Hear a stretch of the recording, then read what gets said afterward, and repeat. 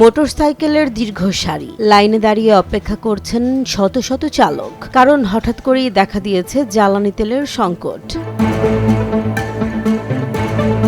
সকাল থেকেই রাজধানীর বিভিন্ন পাম্পে তেল নিতে আসা মানুষের ভিড় বাড়তে থাকে। কেউ 2 ঘন্টা, কেউ 3 থেকে 4 ঘন্টা ধরে লাইনে দাঁড়িয়ে আছেন শুধু কিছুটা তেলের আশায়। তেল নিতে আসা অনেকেই বলছেন চাহিদা মতো তেল পাওয়া যাচ্ছে না, তাই এক পাম্প থেকে অন্য পাম্পে ঘুরতে হচ্ছে।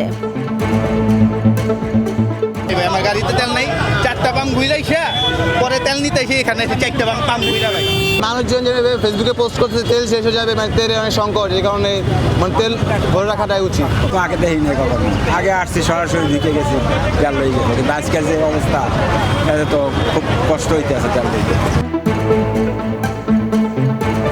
তবে ফিলিং স্টেশন কর্তৃপক্ষ বলছে ভিন্ন কথা। তাদের দাবি পাম্পে তেলের কোনো ঘাটতি নেই। ডিপুতে তেল আছে, আমরা তেল যতটুকু আনতে পারতেছি, দিতে পারতেছি। প্রত্যেকটা পাম্পের একটা ক্যাপাসিটি থাকে, ক্যাপাসিটির বাইরে তো কেউ কিছু করতে পারে না। এখন পাবলিক কি জন্য হুমড়ি খেয়ে পড়তেছে এটা কিছু বুঝতেছি না। দামও বাড়ে নাই, তেলেরও অভাব নাই, কিন্তু পাবলিক এখন বাইকের মধ্যে তেল নিয়ে বাসায় নিয়ে রেখে দেয়, গাড়ির মধ্যে তেল নিয়ে বাসায় নিয়ে রেখে দেয়।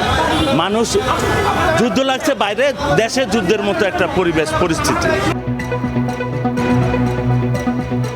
এদিকে হঠাৎ করে তেল সংকটের খবরে অনেকেই আগেভাগেই তেল নিতে ভিড় করে পাম্পে। ফলে রাজধানীর বিভিন্ন এলাকায় সৃষ্টি হয় দীর্ঘ যানজট ও ভোগান্তি। প্রশ্ন উঠছে, এটা কি সত্যিই তেলের সংকট, নাকি আতঙ্ক থেকেই তৈরি হয়েছে এই দীর্ঘ লাইন? আমাদের এখানে কোনো লিমিটেশন নেই, পর্যাপ্ত পরিমাণ আছে, আবার যার যতটুকু দরকার সেই যতটুকু নিতেছে। আমাদের তেল পর্যাপ্ত, আমরা 4-5 দিন ধরে আমরা এই সিরিয়ালি ব্যস্ত আছি। জেসমিন জাহান, নিউজ ডেস্ক, জনবাণী।